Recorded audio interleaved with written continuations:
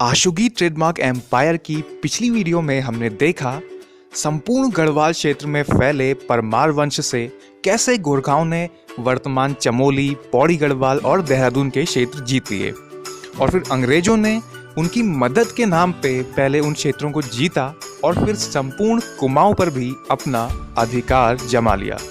अब आगे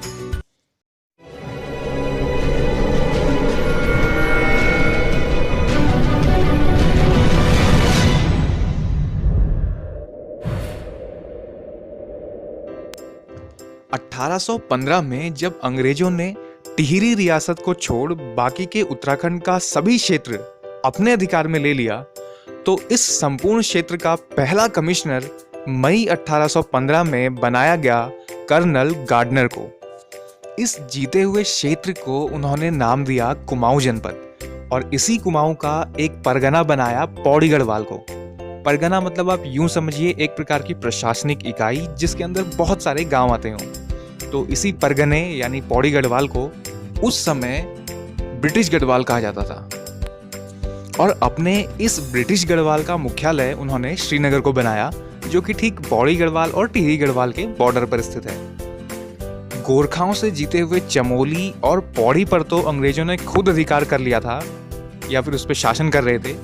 बाकी बचा देहरादून, जिसे 1817 में उन्होंने सहारनपुर जिले में मेरठ मंडल में मिला दिया। आप ऐसा समझिए, ऐसा मान लीजिए कि यूपी में मिला दिया, जबकि हरिद्वार पहले से ही सहारनपुर जिले का हिस्सा था। फिर 1840 में अंग्रेजों ने ब्रिटिश गढ़वाल का मुख्यालय श्रीनगर से शिफ्ट करके पौड़ी में बनाया और इस पूरे क्षेत्र को कुमाऊं जिले से अलग करके एक नए जिले में बदल दिया, पौड़ी गढ़वाल। और आगे चलकर 1854 में उन्होंने कुमाऊं जिले का भी एक मुख्यालय बनाया नैनीताल में। अगर आप कभी नैनीताल जाएं तो वहां बनाए गए मुख्यालय की बिल्डिंग आप आज भी देख सकते हैं। थोड़ा सा पीछे चलते हैं 1834 में। तो कर्नल गार्डनर जब रिटायर हुए तो उनकी जगह पे जॉर्ज विलियम ट्रेल इस क्षेत्र के नए कमिश्नर बने और 1834 में उन्होंने हल्द्वानी का नाम बदलकर हल्द्वानी कर दिया। इसे हल्द्वानी इसीलिए कहा जाता था क्योंकि यहाँ हल्दू नाम के पेड़ बहुत सारी संख्या में पाए जाते थे और फिर बाद में हल्द्वानी पहाड़ का बाजार निकनेम से काफी प्रसिद्ध हो गया। 1883-84 में अंग्रेजों ने बरेली से पहले हल्द्वानी तक रेलवे ट्रैक बिछाया और उसे बाद में बढ़ाकर काठगोदाम तक कर दिया ताकि वो यहाँ से लकड़ियों का व्यापार कर सकें। काठगोदाम से अच्छी मात्रा में अच्छे किस्म की लकड़ी आसानी से मिल जाया करती थी, इसी के कारण उसका नाम काठ गोदाम था। और फिर 24 अप्रैल 1884 को लखनऊ से हल्द्वानी इस ट्रैक पर पहली ट्रेन चली। वापस से बात करते हैं जिलों की, तो 1891 में कुमाऊं जिले को दो भागों में बांट दिया गया, अल्मोड़ा और नैनीताल। और फिर स्वतंत्रता तक उत्तराखंड की यही स्थिति बनी रही। 1947 में जब भारत स्वतंत्र हुआ उस समय अल्मोड़ा, नैनीताल, पौड़ी ये तीन जिले तो भारतीय गणतंत्र का हिस्सा बन गए, लेकिन तत्कालीन टिहरी रियासत के 60वें राजा मानवेंद्र शाह ने शुरुआती तौर पर भारत में नहीं शामिल होने का निर्णय लिया। लेकिन वहां की जनता की मांग पे और कई सारे आंदोलनों के कारण राजा को अपना फैसला बदलना पड़ा और 1 अगस्त 1949 को टिहरी रियासत टिहरी जिले के नाम से भारतीय संघ में शामिल हो गई और यूपी का एक हिस्सा बन गई। उस समय भी और उससे पहले भी आमतौर पर या कह लीजिए स्थानीय रूप से अनऑफिशियली अलकनंदा नदी से पूर्व का क्षेत्र कुमाऊं मंडल जबकि पश्चिम का क्षेत्र गढ़वाल मंडल कहलाता था। फिर 24 फरवरी 1960 में टिहरी से अलग कर उत्तरकाशी जिला, पौड़ी से चमोली और अल्मोड़ा से पिथौरागढ़ जिला बनाया गया। और 1970 में चमोली, पौड़ी गढ़वाल, टिहरी गढ़वाल और उत्तरकाशी इन 4 जिलों को मिलाकर ऑफिशियली गढ़वाल मंडल बना दिया गया। फिर 1975 में देहरादून को मेरठ मंडल से वापस लेकर गढ़वाल मंडल में शामिल कर दिया गया और 1988 में हरिद्वार को भी वापस ले लिया गया। 26 दिसंबर 1995 को नैनीताल से उधम सिंह नगर बनाया गया। इसके बाद 15 सितंबर 1997 को पिथौरागढ़ से अलग कर बनाया गया चंपावत जिला और ठीक 3 दिन बाद यानी 18 सितंबर 1997 को अल्मोड़ा से बागेश्वर और चमोली से रुद्रप्रयाग जिला बनाए गए और इस तरह 13 जिले कंप्लीट हो गए और यूपी का उस समय हिस्सा बन गए। एक बार रिवीजन के लिए आप स्क्रीन पर देख लीजिए कि कौन सा जिला कब बना और फिर हम बढ़ते हैं आगे। तो 1 अगस्त 2000 को यूपी रिफॉर्मेशन बिल लोकसभा से पारित हुआ और कुछ ही दिनों बाद 10 अगस्त को राज्यसभा से भी पारित हो गया। इसके बाद ये बिल गया राष्ट्रपति KR नारायणन जी के पास, जहां से इसको 28 अगस्त को मंजूरी मिल गई।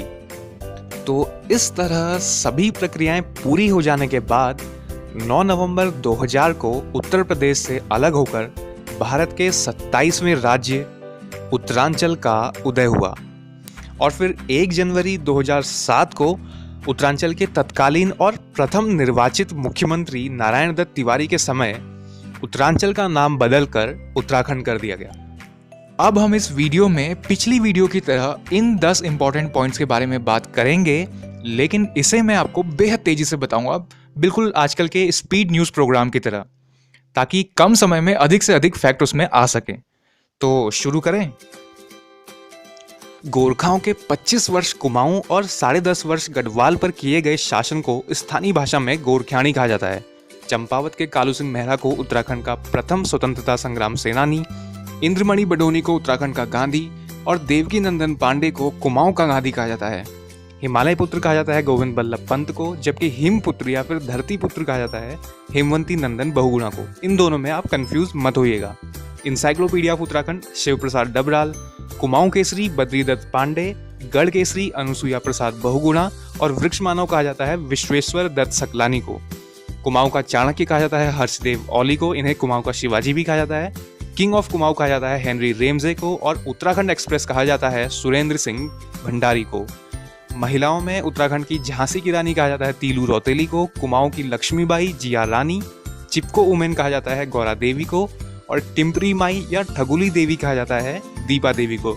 सरला बहन कहा जाता है मिस कैथरीन हेलीमन को। राजनीतिक चेतना के विस्तार के लिए 1903 में हरगोविंद पंत और गोविंद बल्लभ पंत ने हैप्पी क्लब की स्थापना की और राजनीतिक चेतना के विस्तार के लिए ही 1912 में अल्मोड़ा कांग्रेस की भी स्थापना हुई। फिर से गोविंद बल्लभ पंत और हरगोविंद पंत के साथ मिलकर बद्रीदत्त पांडे ने तत्कालीन सामाजिक, आर्थिक, राजनीतिक और शैक्षणिक समस्याओं पर विचार के लिए 1916 में कुमाऊं परिषद का गठन किया, जिसका 10 साल बाद 1926 में कांग्रेस में विलय हो गया। गढ़वाल क्षेत्र से भी कांग्रेस की स्थापना हुई। मुकुंदी लाल तथा अनुसुईया प्रसाद बहुगुणा ने 1918 में गढ़वाल कांग्रेस की स्थापना करी और अगले साल ही हुई कांग्रेस की अधिवेशन अमृतसर अधिवेशन में इन दोनों ने गढ़वाल की तरफ से भाग लिया। बाल गंगाधर तिलक और एनी बेसेंट द्वारा 1914 में शुरू हुए होम रूल लीग आंदोलन से प्रेरित होकर विक्टर मोहन जोशी, बद्रीनाथ पांडे, चिरंजीवी लाल और हेमचंद जैसे कई लोगों ने मिलकर उत्तराखंड में भी 1914 में होम रूल लीग आंदोलन की कमान संभाली। यूपी से एक पृथक राज्य उत्तरांचल बनाने की सबसे पहले 1938 में मांग उठी, जिसके लिए इसी साल देव सुमन ने दिल्ली में गणदेश सेवा संघ का गठन किया, जिसका नाम बाद में बदलकर हिमालय सेवा संघ कर दिया गया। और फिर 1939 में गढ़वाल जागृत संस्था, 1950 में पर्वतीय विकास जन समिति, 25 जून 1967 को पर्वतीय राज्य परिषद, जिसे दयाकृष्ण पांडे की अध्यक्षता में गठित किया गया था, और 1973 में इसका नाम बदलकर पृथक पर्वतीय राज्य परिषद कर दिया गया। फिर 1970 में कामरेड PC जोशी के द्वारा कुमाऊं राष्ट्रीय मोर्चा, 7 जून 1972 को उत्तरांचल परिषद, 24-25 जुलाई 1979 को उत्तराखंड क्रांति दल, जिसके प्रथम अध्यक्ष थे डॉक्टर देवीदत्त पंत, और इसके बाद 31 मई 1988 को शोभन सिंह जीना की अध्यक्षता में उत्तरांचल उत्थान परिषद, 12 जनवरी 1989 को उत्तराखंड संयुक्त संघर्ष समिति और वामपंथी विचारधारा के लोगों के द्वारा 1991 में उत्तराखंड मुक्ति मोर्चा, और फिर 18 सितंबर 1994 को उत्तराखंड छात्र युवा संघर्ष समिति का गठन हुआ। उत्तराखंड का सबसे पहला न्यूज़पेपर 1842 में जॉन मैकनन ने अंग्रेजी में निकाला और ये 1 महीने में 2 बार प्रकाशित होता था, जबकि उत्तराखंड का पहला दैनिक अखबार था पर्वतीय। अल्मोड़ा में 1870 में डिबेटिंग क्लब की स्थापना हुई, जिसका उद्देश्य था राज्य में स्वतंत्रता के प्रति लोगों में जागरूकता को बढ़ाना। और अगले ही साल 1871 में इन्होंने अल्मोड़ा से ही कुमाऊनी भाषा का पहला वीकली न्यूज़पेपर अल्मोड़ा अखबार के नाम से निकाला, जिसके संपादक थे बुद्धि बल्लभ पंत। 1918 में यह अखबार अंग्रेजों द्वारा जबरन बंद कर दिया गया, तो इसके तत्कालीन संपादक बद्रीदत्त पांडे ने नया साप्ताहिक अखबार शक्ति नाम से निकाला। जबकि गढ़वाली भाषा का प्रथम मासिक अखबार था विशाल कीर्ति, जो कि 1913 में सदानंद कुकरेती के संपादन में पौड़ी से प्रकाशित हुआ। इसके अलावा 1930 में विक्टर मोहन जोशी द्वारा स्वाधीन प्रजा, 1934 में मुंशी हरिप्रसाद टमटा द्वारा समता और 1939 में सोबन सिंह जीना द्वारा पताका अखबार का प्रकाशन हुआ। और 1939 में लैंसडाउन से भक्त दर्शन और भैरव दत्त के संपादन में प्रकाशित कर्मभूमि और 1941 में देहरादून से प्रकाशित होने वाली मासिक पत्रिका युगवाणी ने स्वतंत्रता आंदोलन में अपना महत्वपूर्ण सहयोग दिया। सबसे पहले 1916 में गांधी जी देहरादून आए और फिर 1920 में गांधी जी द्वारा शुरू किए गए असहयोग आंदोलन के दौरान कुली बेगार प्रथा खत्म कर दी गई, जिसकी चर्चा हम आगे करेंगे। फिर जून 1929 में गांधी जी पहली बार कुमाऊं क्षेत्र में आए और कौसानी में 12 दिनों तक रुके। यहाँ उन्होंने गीता की भूमिका अनाशक्ति योग नामक एक पुस्तक लिखी और उन्होंने कौसानी को भारत का स्विट्जरलैंड कहा। 1937 में शांतिलाल त्रिवेदी ने सोमेश्वर के चनौदा में गांधी आश्रम की स्थापना की, जो कि 1942 में अंग्रेजों द्वारा बंद कर दिया गया। फिर 1941 में गांधी जी ने अपनी विदेशी शिष्या सरला बहन यानी कैथरीन हेलीमन को, जो कि इंग्लैंड की मूल निवासी थी, अल्मोड़ा भेजा और उन्होंने कौसानी में लक्ष्मी आश्रम की स्थापना की। उस समय कौसानी अल्मोड़ा जिले में पड़ता था और लक्ष्मी आश्रम से ही जुड़ी दो सगी बहनों कमला और बसंती ने महिलाओं के उत्थान के लिए कई सारे कार्य किए और गांधी जी की दूसरी शिष्या मीरा बहन ने ऋषिकेश में पशुलोक आश्रम की स्थापना की। 14 जनवरी 1921 को बागेश्वर में सरयू नदी के किनारे उत्तरायणी मेले के दिन बद्रीदत्त पांडे, हरगोविंद पंत और चिरंजीव लाल के नेतृत्व में 40,000 आंदोलनकारियों ने कुली बेगार प्रथा से संबंधित अंग्रेजों के सभी रजिस्टर सरयू नदी में बहा दिए और इस प्रकार इस कुप्रथा का अंत हुआ। 23 अप्रैल 1930 को पेशावर में गढ़वाल राइफल्स के सैनिकों ने वीर चंद्र सिंह गढ़वाली के नेतृत्व में निहत्थे अफगानी स्वतंत्रता सेनानियों पर गोली चलाने से इनकार कर दिया और फलस्वरूप वीर चंद्र सिंह गढ़वाली को 11 साल 3 महीने और 18 दिन की सजा भुगतनी पड़ी। ये घटना इतिहास में पेशावर कांड के नाम से प्रसिद्ध है और इसी से प्रभावित होकर मोतीलाल नेहरू ने संपूर्ण देश में इस दिन गढ़वाल दिवस मनाने की घोषणा की। 5 सितंबर 1942 को भारत छोड़ो आंदोलन के दौरान अल्मोड़ा के सल्ट में खुमार नामक स्थान पर जो कांग्रेस का मुख्यालय था, वहां मौजूद जनता पर अंग्रेजों ने गोलियां चला दी, जिससे 2 भाई गंगाराम और खीमादेव उसी समय, जबकि चूड़ामणि और बहादुर सिंह कुछ दिनों बाद शहीद हो गए। इस घटना के बाद सल्ट को गांधी जी ने कुमाऊं का बारादोली कहा और आज भी खुमार में 5 सितंबर को शहीद स्मृति दिवस मनाया जाता है। 23 अप्रैल 1987 को एक विशेष घटना घटी। उत्तरांचल राज्य की मांग को लेकर तत्कालीन यूकेडी के उपाध्यक्ष त्रिवेंद्र पवार ने संसद में पत्र बम फेंक डाला, जिसकी बाद में उन्हें कड़ी सजा मिली। टिहरी को प्रजातंत्रात्मक बनाने के लिए 1939 में श्रीदेव सुमन की अध्यक्षता में प्रजामंडल की स्थापना हुई, जो कि आगे चलकर एक बड़े आंदोलन में बदल गया। इसी कारण उन्हें गिरफ्तार कर जेल में डाल दिया गया और वो जेल में ही अनिश्चितकालीन भूख हड़ताल पर बैठ गए। 25 जुलाई 1944 को 84 दिनों की भूख हड़ताल के बाद उनकी मृत्यु हो गई। इस आंदोलन से पहले शिल्पकार वर्ग के लोगों को शादी के दौरान डोला पालकी में बैठने का हक नहीं था, दूल्हा दुल्हन सिर्फ पैदल ही जाते थे।